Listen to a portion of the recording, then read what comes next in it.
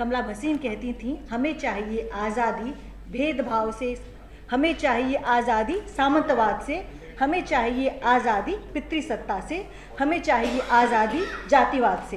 तो जाति जब इतनी तरह की, क्या सिर्फ वोट डालने का अधिकार मिलना लोकतांत्रिक हो जाना है?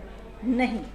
जब आपके पास ऐसे लोग मौजूद हों जिनके पास समान अवसर नहीं हो, समान रिसोर्सेज नहीं हो, समान सुविधाएं नहीं हो, उनसे आप उम्मीद करें कि वह व्यक्ति जो सत्ता के शीर्ष पर, जो समाज के शीर्ष पर बैठा है, और वह व्यक्ति जो समाज जो पिरामिड के सबसे निचले स्तर पर बैठा है, दोनों एक जैसे ही परफॉर्म करें या दोनों को एक जैसी सुविधाएं मिले, दोनों एक तरह से नजर आए, तो यह अपने आप में अतिवाद है।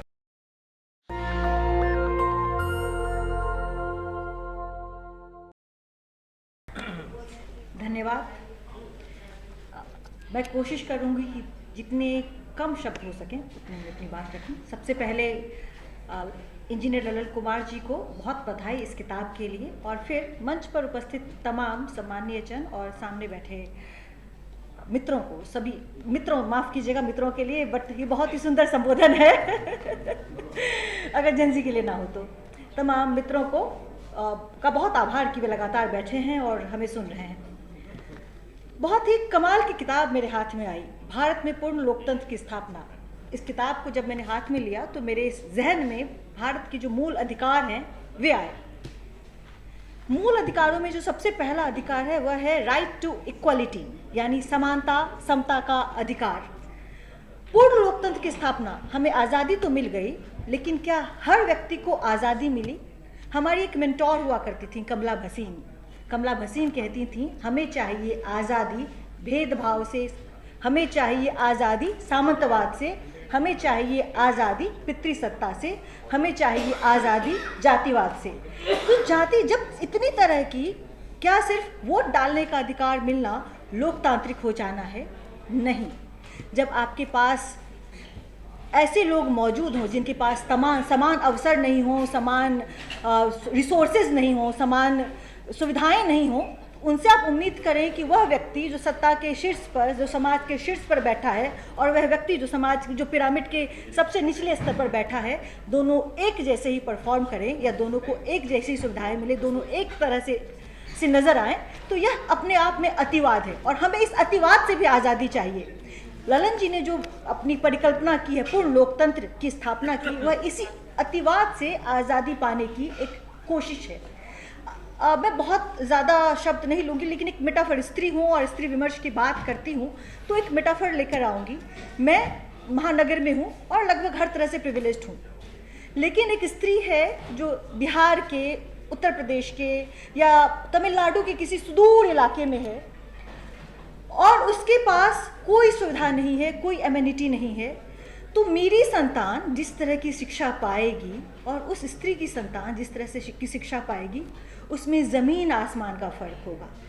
हम केवल यह कहकर कि अरे उसके पास भी तो डेमोक्रेटिक राइट्स है, उसके पास भी तो आज़ादी है, नहीं बच सकते हैं।